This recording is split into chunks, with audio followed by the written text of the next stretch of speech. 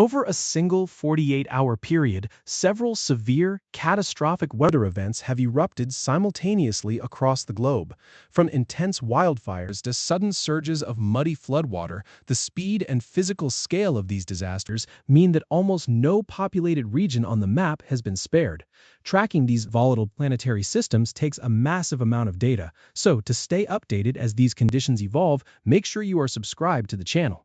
Connecting these simultaneous hazards requires a zoomed-out perspective on how the entire global climate system is currently operating. This map shows the final path of Tropical Storm Bertha. Over the past 2 days, the system completed its journey from the Gulf of Mexico and faded out into a broad trough of low pressure over the Texas-Louisiana border. Further inland, communities in West Virginia are digging out from catastrophic flash flooding.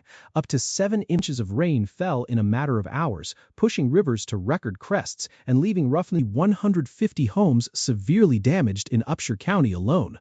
Layered directly over that recovery effort is a stubborn heat dome. This map highlights a massive high-pressure system gripping the West, Midwest, and South, placing over 100 million people under severe risk. Climate monitoring data indicates a warming global climate made these specific conditions at least 5 times more likely. In Canada, the scale of their worsening wildfire season is staggering. More than 900 fires are currently burning, with roughly 3 million hectares already scorched, predominantly across the Northwest Territories and Ontario. In Chile, communities stretching from the central region southward are reeling from severe storms. The floodwaters have submerged residential areas, washed out local roads, and left 13 people dead, with 7 more still missing. This diagram illustrates what is happening right next door in Argentina. The city of Salta just recorded an overnight minimum temperature of 26 degrees Celsius right in the middle of winter, when it should be closer to 3 degrees. This anomaly is driven by a strong Zondo wind, a phone effect where air is forced to descend the leeward side of the Andes Mountains, compressing and warming rapidly as it drops. Looking solely at the Western Hemisphere, localized hazards are compounding as extreme precipitation and abnormal heat accelerate across the continents at the same time. The effects of those Canadian fires are not contained to North America. Heavy plumes of smoke have drifted across the Atlantic, degrading air quality and blanketing parts of northern Europe in a dense, hazy smog. Europe is battling its own record-breaking emergency.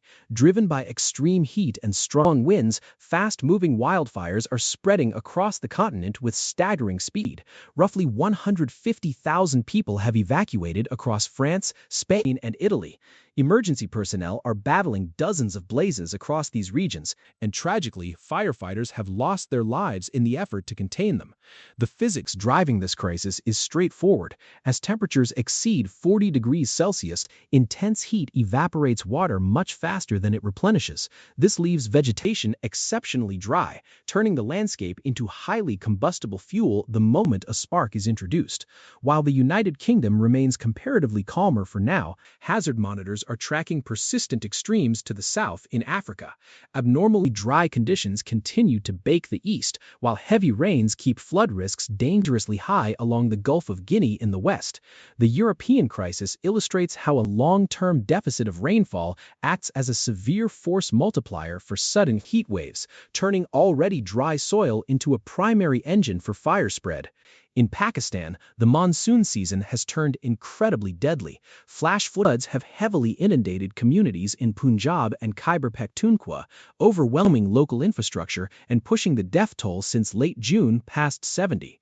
In neighboring India, the scale of displacement is massive. The Brahmaputra River has overflowed its banks, entirely submerging hundreds of villages across the northeastern state of Assam and displacing roughly 700,000 people. Further east, Japan is enduring a punishing heat wave, with temperatures topping 40 degrees Celsius.